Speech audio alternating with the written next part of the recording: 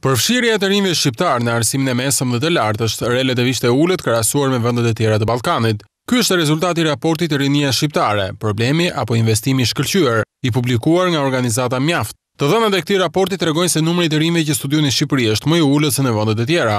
Arsimi me përjashtim të arsimit fillor dhe të arsimit bazë, ku jemi deri diku të krahasueshëm me vendet e tjera të Europës, segmentet e tjera të arsimit do të një përpjestim të shqetësues praktikisht, sepse jemi praktikisht fundit në të gjithë listën e vendeve të tjera të krahasueshme të Europës.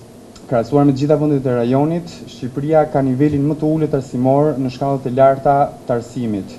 Sipas raportit të Mjaft, të rinjt shqiptar vuajnë nivelet e ulta të punësimit. Niveli i punësimit të rinjve nga viti 2007 deri në vitin 2010 nuk paraqet asnjë ndryshim, çka tregon se politikat dhe strategjitë për punësimin nuk gjejnë zbatim. Situata ka ngelur në mënyrë konstante e njëjtë, pra problematika ka ngelur e njëjtë dhe nuk kemi pas asnjë përmirësim theksuar për sa i përket punësimit të rinjve, duke qenë edhe se këto janë edhe pjesa dërmuese praktikisht e forcës punës në momentin që po flasim në Shqipëri.